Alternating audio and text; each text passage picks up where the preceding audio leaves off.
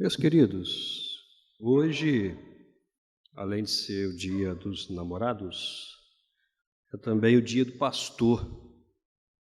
Nós já pela manhã recebemos algumas considerações da Ordem dos Pastores, já compartilhei com o pastor Roberto também, mas nós entendemos que pastorear é alguma coisa tão importante, tão significativa, tão relevante, que ultrapassa os limites do púlpito. A função pastoral, ela é uma função constituída por Deus e legitimada pela Igreja. Porém, o pastoreio é uma característica da Igreja de Cristo Jesus. E nós gostaríamos de estar compartilhando com os irmãos nesta manhã exatamente sobre esse assunto, pastoreio. Mas o tema que nós escolhemos é esse que os irmãos estão vendo aí, pastoreio centrado na misericórdia, característica da Igreja de Cristo Jesus. E o texto que nós escolhemos é o texto de Jonas, capítulo 4. Nós vamos ler do verso 1 até o verso 11. Assim mesmo sentados, nós vamos ler. Você pode acompanhar a leitura ali no telão ou na sua versão, sem nenhum problema. Jonas, capítulo 4, do verso 1 ao verso 11. Nos diz assim a palavra de Deus. Jonas, porém, ficou extremamente contrariado e furioso. Então orou ao Senhor e disse: Senhor, não foi isso que eu disse quando ainda estava na minha terra? Por isso é que fugi depressa para Tarsis, pois sabia que és Deus compassivo e misericordioso, paciente e cheio de amor, e que te arrependes do mal. Ó Senhor, agora tira minha vida, pois para mim morrer é melhor que viver. O Senhor respondeu: É razoável esta tua ira? Então Jonas saiu da cidade e sentou-se ao oriente dela. Ali armou uma tenda e sentou-se debaixo dela à sombra, até ver o que aconteceria à cidade. O Senhor Deus fez crescer uma planta acima de Jonas para que lhe fizesse sombra sobre a cabeça, a fim de livrá-lo do seu incômodo. E Jonas ficou muito contente por causa da planta. Mas no dia seguinte, ao nascer do sol, Deus enviou uma lagarta que atacou a planta e ela secou. E aconteceu que, aparecendo o sol, Deus mandou um vento oriental quente, e o sol bateu na cabeça de Jonas com toda a sua alma. Ele desmaiou e desejou morrer, dizendo: Para mim, morrer é melhor que viver. Então Deus perguntou a Jonas: É razoável essa tua ira por causa da planta? Ele respondeu: É justo que eu me ire a ponto de desejar a morte. O Senhor disse: Tens compaixão da planta que não cultivaste nem fizeste crescer, que numa noite nasceu e na outra noite morreu? E não teria eu compaixão da grande cidade de Nínive, onde há mais de 120.000 pessoas que não sabem discernir entre a mão direita e a esquerda, e também muito gado? Vamos orar. Senhor, nós estamos em Tua presença, gratos pela oportunidade que o Senhor tem nos dado. Já entregamos a nossa gratidão ao Senhor no início do culto. O Senhor já tem recebido as nossas orações, já tem recebido o nosso louvor, já tem recebido também as nossas ofertas. Deus, agora nós estamos diante do Senhor para ouvir do Senhor aquilo que o Senhor tem para nos falar nesta manhã. Por misericórdia, fala aos nossos corações, ajuda-nos, que a nossa boca, Deus, seja a boca do Senhor, e que de fato nós possamos entender qual é o verdadeiro e legítimo papel da Igreja de Cristo Jesus neste bairro. Muito obrigado por tudo, em nome de Jesus. Amém, Senhor, e amém. Meus queridos,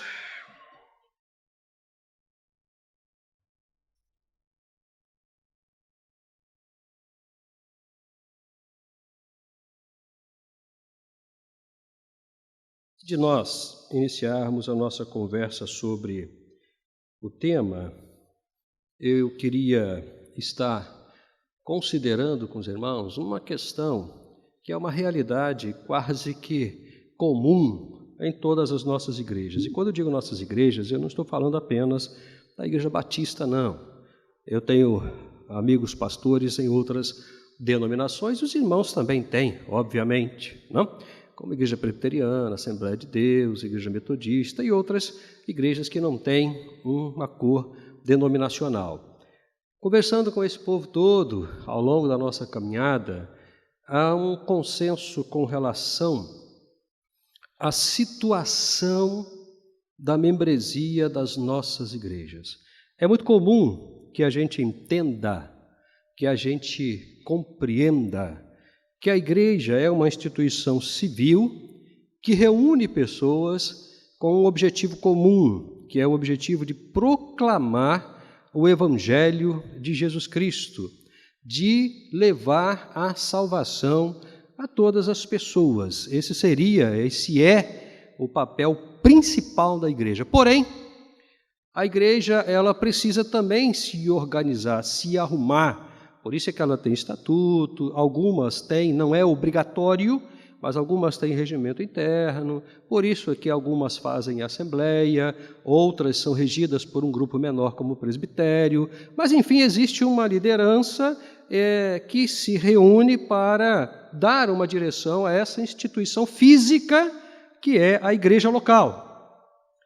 Muitas das vezes, e essa é uma conversa muito recorrente, muitas das vezes nós damos muito mais valor ao aspecto físico da igreja, à institucionalização da igreja, às regras da igreja, do que a dimensão espiritual da igreja, a dimensão da graça da igreja.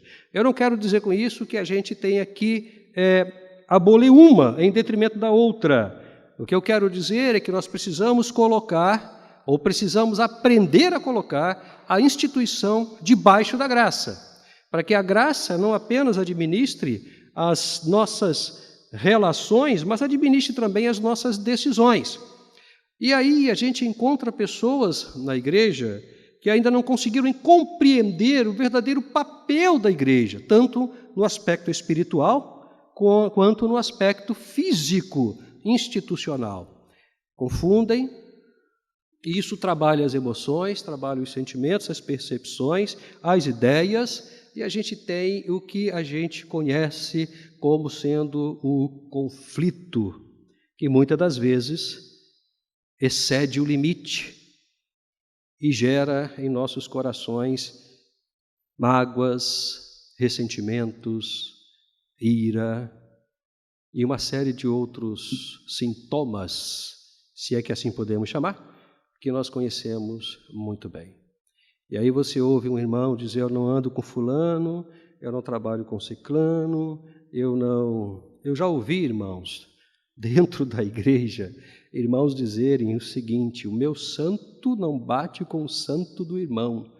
E eu fiquei pensando, acho que só falta colocar um crucifixo, né?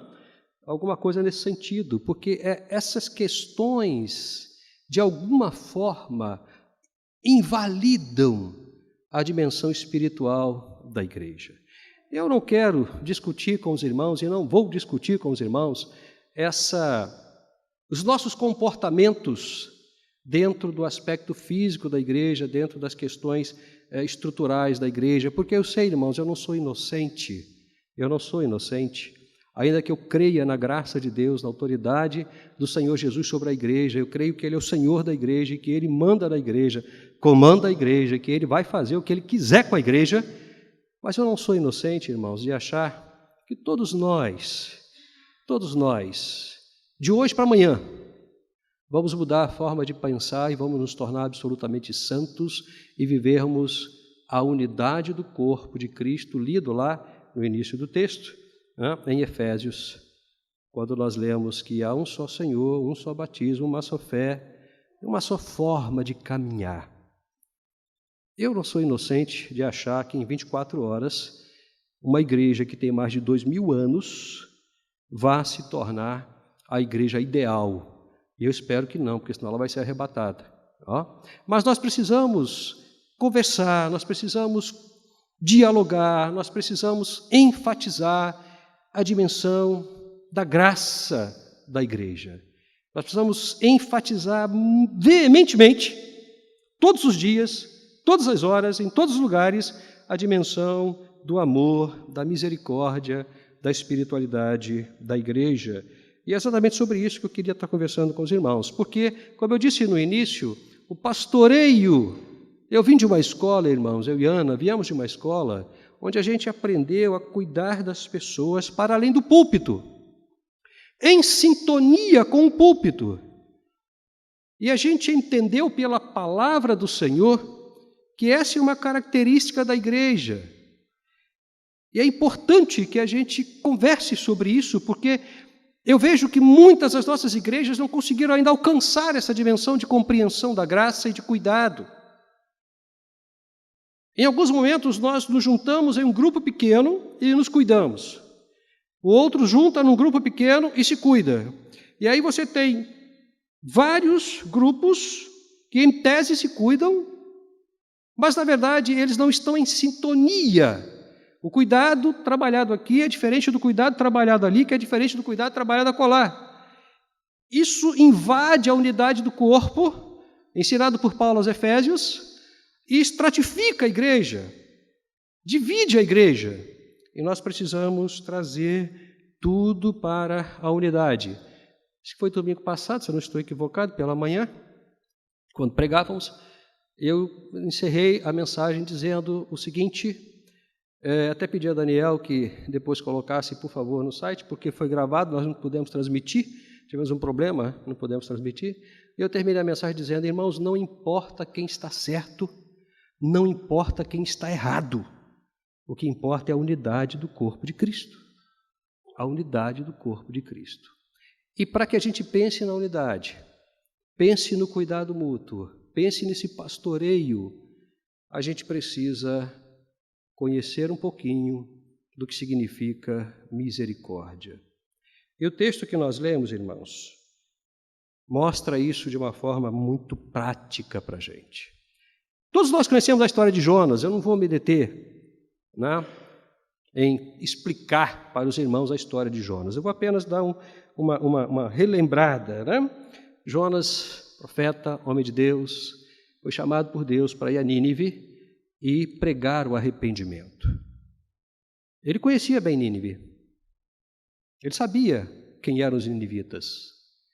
Se você não sabe, Nínive era uma das maiores cidades do mundo antigo, uma cidade pagã, um centro de crimes e de violências. O profeta Naum, 2 livrinhos depois de Jonas, lá no capítulo 3, versos 1 ao 4, depois você pode ler, porque vai ficar gravado, você pode acompanhar, ele traz as características, ele traz os detalhes do povo da cidade de Nínive. Ele diz o seguinte: esse povo é um povo que se administra pela maldade, pela violência, pelo assassinato, pelos roubos, pela mentira, pela feitiçaria, entre outras coisas. Qualquer semelhança com a natureza humana moderna, atual, contemporânea, não será mera coincidência. Jonas tinha dentro dele todos os motivos para dizer: não quero pregar para esse povo. Esse povo é maldoso, é perverso. E aí ele foge.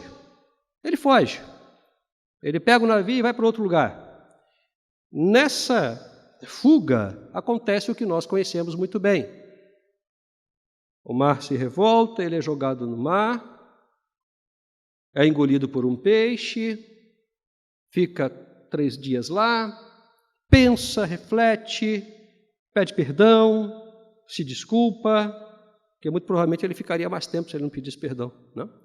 E aí o peixe coloca ele justamente na areia da praia de Nínive, e ele então vai lá e prega a esse povo sanguinolento, maldoso, perverso, adúltero, idólatra, mentiroso,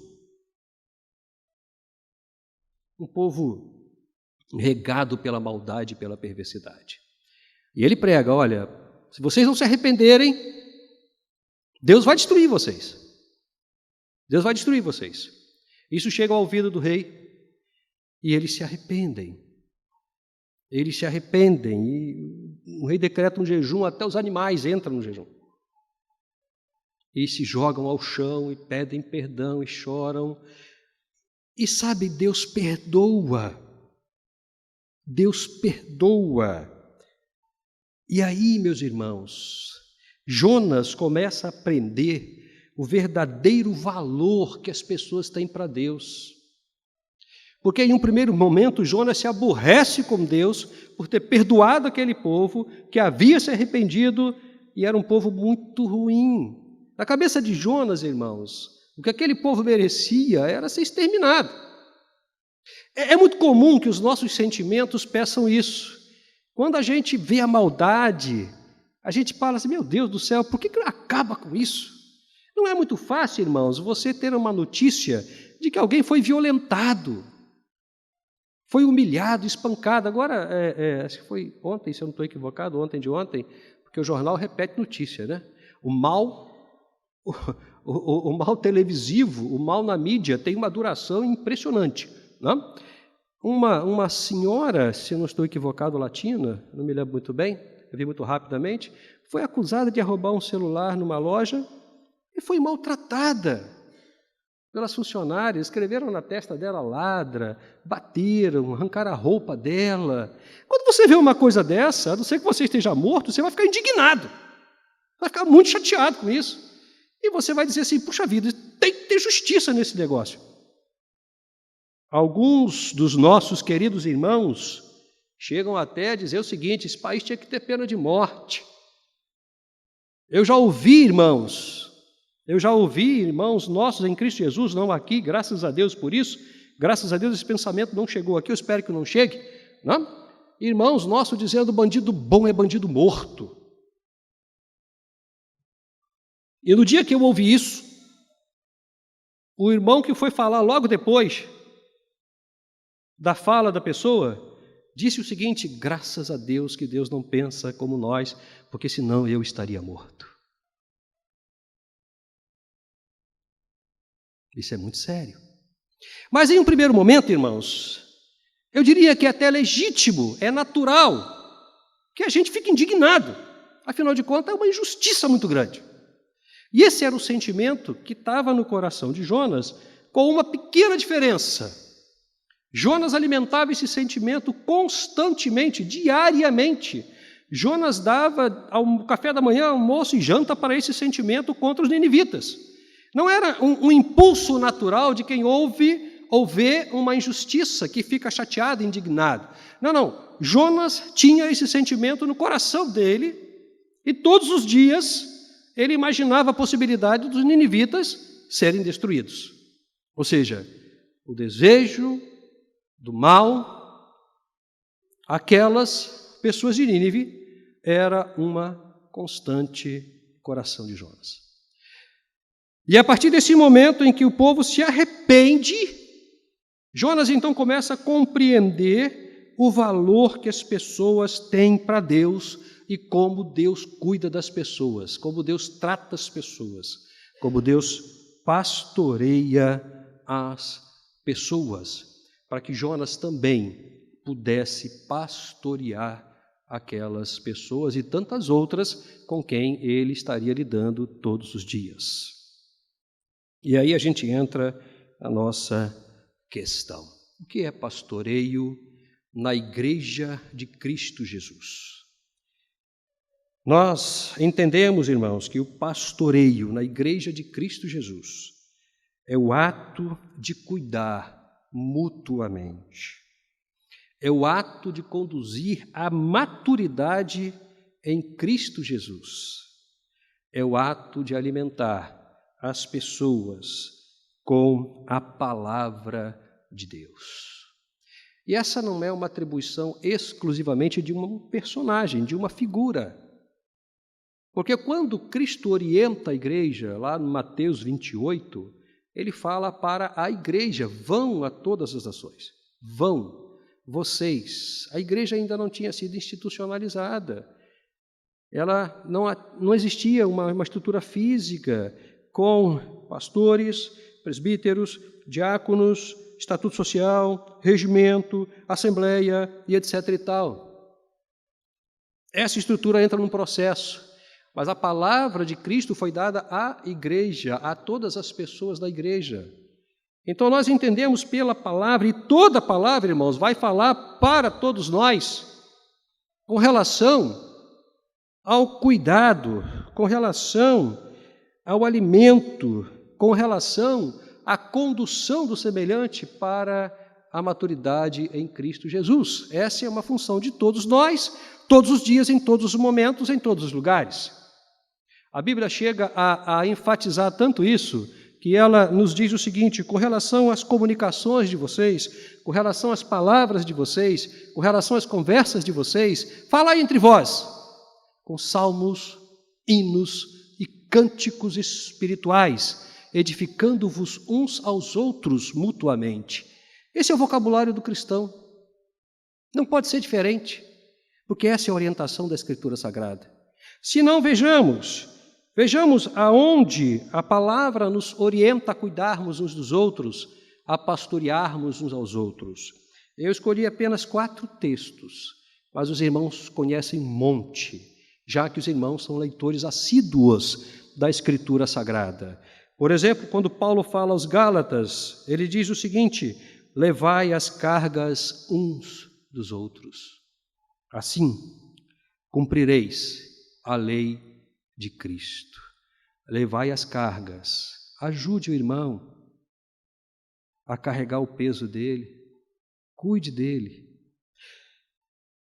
Quando Paulo escreve aos Romanos, no capítulo 12, ele diz o seguinte: amai-vos cordialmente uns aos outros, com amor fraternal, preferindo-vos em honra uns aos outros. Em outra versão, você vai encontrar Paulo dizendo o seguinte: amai-vos ardentemente, com toda a força que você tem, preferindo-vos em honra uns aos outros.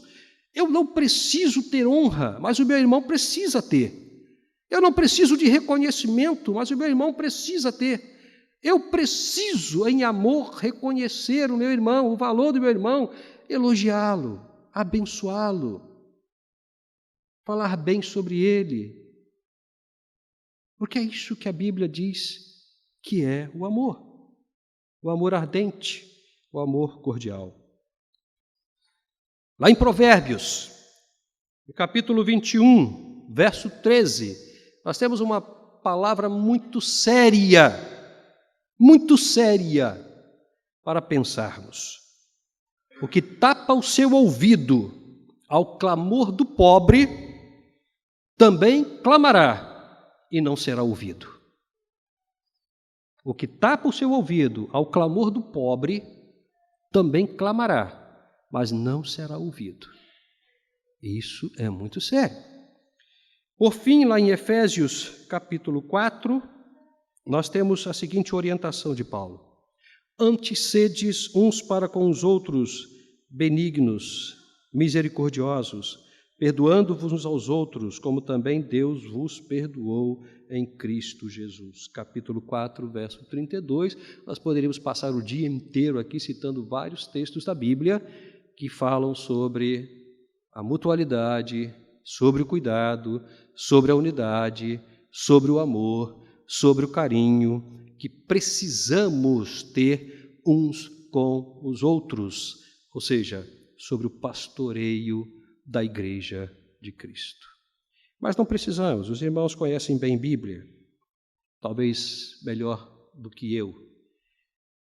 O que nos falta, irmãos, é reconhecermos o que impede o pastoreio na igreja, o que impede o cuidado na igreja, o que impede o carinho na igreja, o que impede a cordialidade na igreja. E Jonas mostra isso para a gente.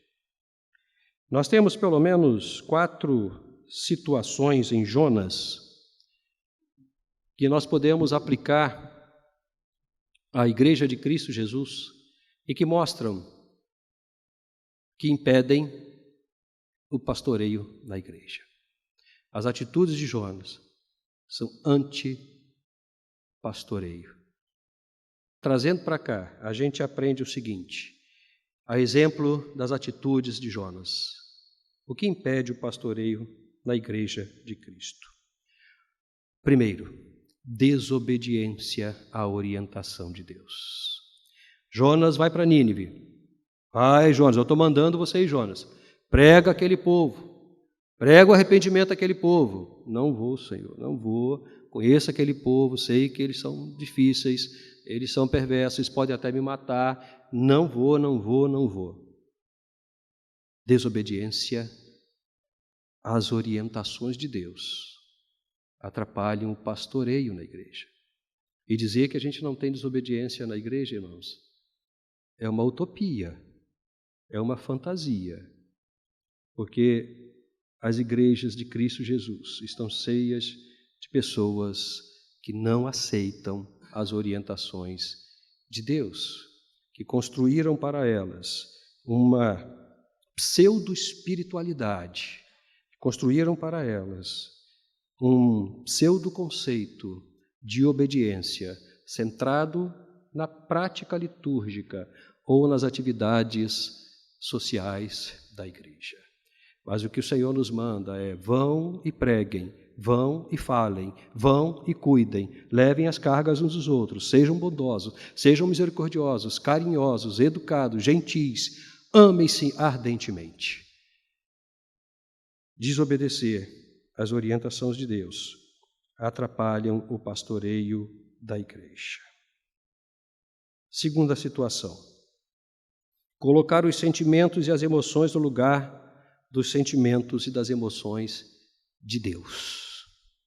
De Deus. Jonas tinha uma ira muito grande, uma mágoa muito grande com aquele povo. Uma mágoa histórica. Eu falei para os irmãos, não era uma coisa que acontecia e depois passava. Não. Jonas tinha, historicamente, em sua mente, todos os motivos para não gostar daquele povo e desejar a exterminação daquele povo. Ele colocou os sentimentos dele, as emoções dele, no lugar dos sentimentos e das emoções de Deus, que não olha para a gente, irmãos, da forma como nós olhamos uns pelos outros. A prova está na cruz de Cristo.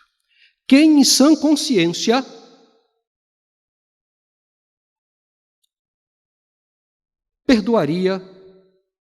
pediria o perdão para aqueles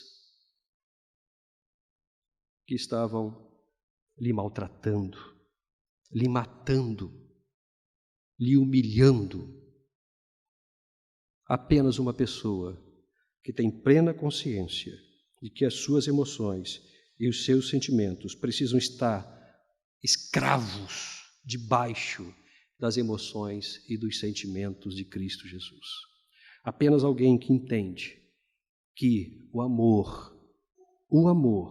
que tudo sofre, tudo espera, tudo suporta, não trata com soberba, respeita as pessoas, é o sentimento de Deus que deve estar administrando os nossos sentimentos. Então, o segundo motivo, ou segunda situação que impede o pastoreio da Igreja de Cristo: colocar os nossos sentimentos e as emoções no lugar dos sentimentos e emoções de Deus. Terceira situação: olhar as pessoas de modo diferente de como Deus olha. Nós estamos sendo desafiados com relação às nossas percepções das pessoas. Se os irmãos observarem, já há algum tempo, alguns queridos, preciosos, especiais, com atitudes e comportamentos até diferentes da normalidade, estão entre nós, caminhando com a gente. Que desafiam a nossa paciência, desafiam a nossa capacidade de suportá-lo, de abraçá-lo, de entendê-lo e de aceitá-lo. Por quê? Porque às vezes me incomoda, mexe no meu conceito de atrapalhamento da liturgia, fala no meio do culto, nos deixa incomodados, inquietos. Já há algum tempo temos recebido. E que Deus traga esse povo todo para cá, irmãos, para que a gente aprenda a olhá-los como Cristo olha. Porque olhar as pessoas de forma diferente de como Deus olha atrapalha o pastoreio, porque nos afasta. Nos afasta. A gente não quer caminhar com ela, a gente não quer estar com ela. Os olhos de Cristo são inclusivos, não no sentido ideológico do uso atual, mas no sentido de estar incluindo todas as pessoas debaixo da asa de Cristo, assim como uma galinha coloca todos os seus pintinhos debaixo da asa e as protege. Nós precisamos olhar as pessoas da mesma forma que Cristo olha. Quarta situação que impede o pastoreio na Igreja de Cristo, pastoreio coletivo, pastoreio de cuidado, de misericórdia, de bondade, de carinho. Quarto e último. E é o mais interessante de todos, e a gente não percebe quando isso acontece. Se aborrecer quando Deus, o Senhor da Igreja, faz algo diferente do que nós gostaríamos que Ele fizesse. Jonas se aborreceu muito, ficou muito chateado, ficou irado, a ponto de Deus chegar para ele e dizer: meu filho, que ira é essa? Você tem razão para estar irado, é razoável. A ponto de você desejar a morte. Talvez Jonas tenha dito, e disse,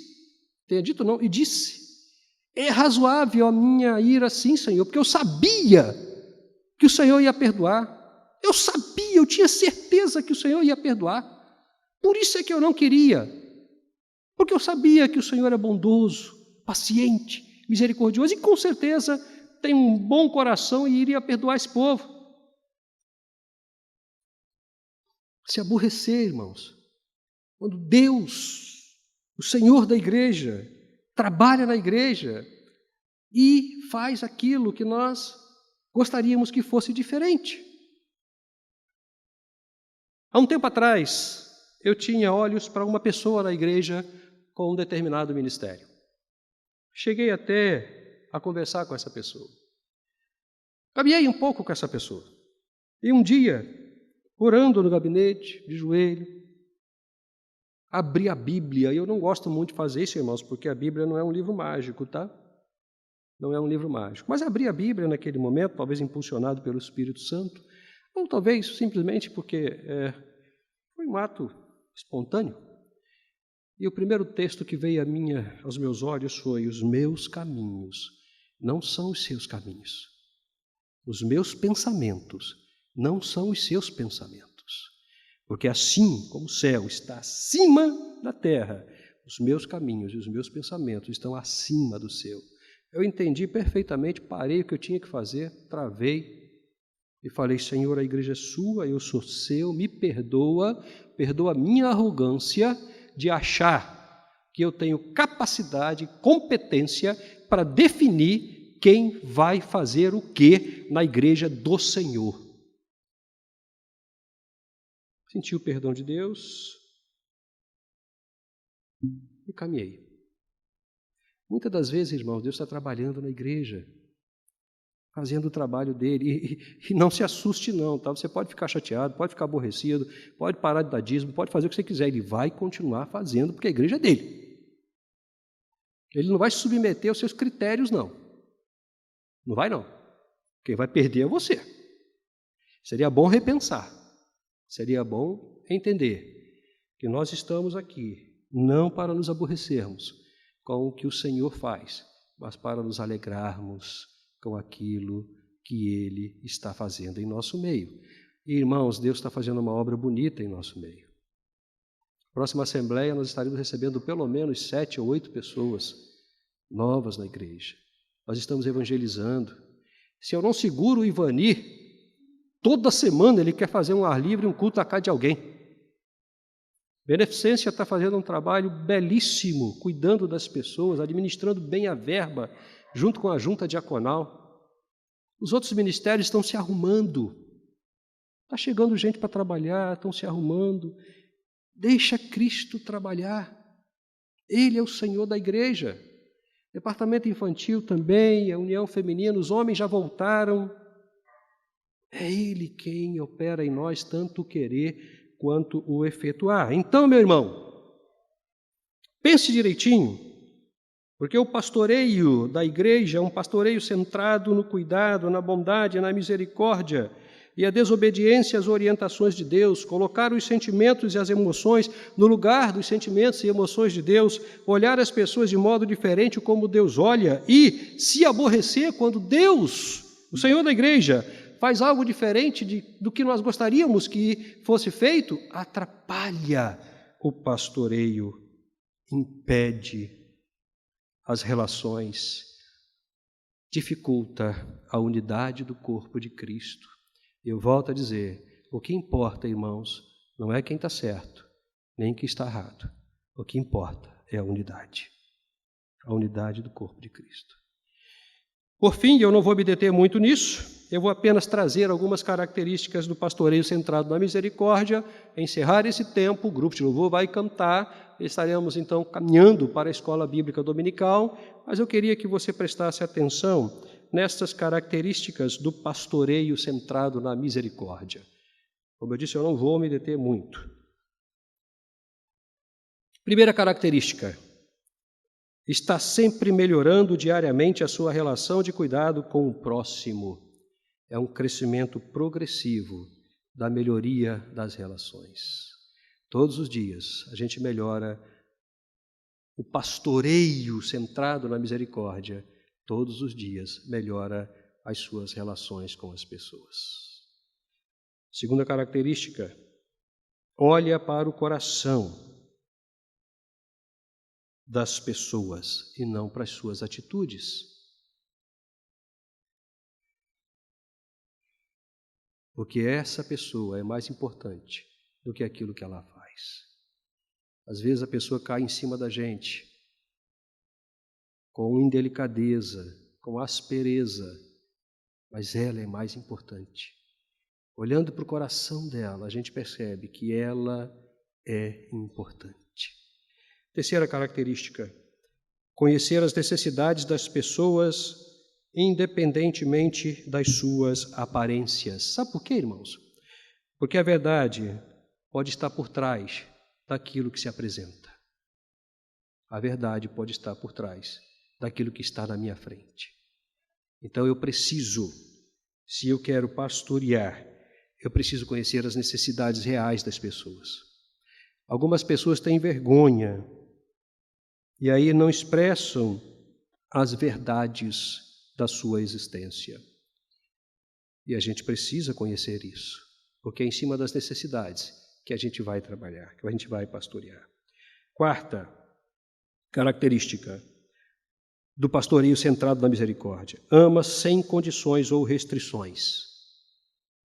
E, preste atenção nisso, e se for necessário,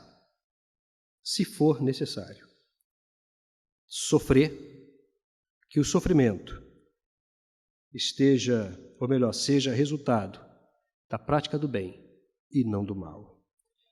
Quando Pedro escreve a sua primeira carta, no capítulo 3, verso 17, ele diz o seguinte: porque se a vontade de Deus assim o decretar, é melhor que sofrais fazendo o bem do que o mal. Eu conheço pessoas que não admitem certas coisas. Não admito ser confrontado, não admito ser questionado, não admito isso, não admito aquilo. Eu acho que se você é suficientemente capaz de não admitir aquilo que Cristo admite, aqui não é o seu lugar. A igreja de Cristo não é o seu lugar. Porque na igreja de Cristo a gente aprende a amar sem condições, sem restrições. E se for preciso, sofrer, que sofra pelo bem e não pelo mal. Quinta característica do pastoreio centrado na misericórdia: é paciente e bondoso com todos, independente de suas atitudes ou reações, principalmente ao ensino da palavra de Deus. É paciente, é gentil, é educado, é bondoso com todas as pessoas, todas, sem exceção. Sexta característica de um pastoreio centrado na misericórdia: compreende bem os limites das pessoas e as trata com respeito. Nem todo mundo tem a mesma condição, irmãos. Nem todo mundo alcança da mesma forma. Uns demoram um pouco mais, outros menos. Uns têm uma excelente formação, outros não sabem ler. Uns são mais simples, outros estão mais abastados. Mas a gente precisa compreender os limites de cada um, até para não cobrar aquilo que ela não pode fazer. Por fim, última característica de um pastoreio centrado na misericórdia: contribui para o crescimento moral, emocional e espiritual próximo do meu semelhante. Se a sua caminhada com o seu irmão, com o seu grupo, não está servindo para o crescimento e manter a unidade do corpo, então não é pastoreio. Porque o pastoreio contribui para o crescimento moral, emocional e espiritual do próximo. Pastorear, irmãos, não como função, mas como exercício da graça e da misericórdia, é uma atividade de cada um de nós. Porque a cada um de nós, foi dada a orientação de cuidarmos uns dos outros, de ajudarmos, de contribuirmos para o melhor, de valorizarmos e de honrarmos. Pastoreio centrado na misericórdia é a característica da Igreja de Cristo, então precisa ser a nossa característica.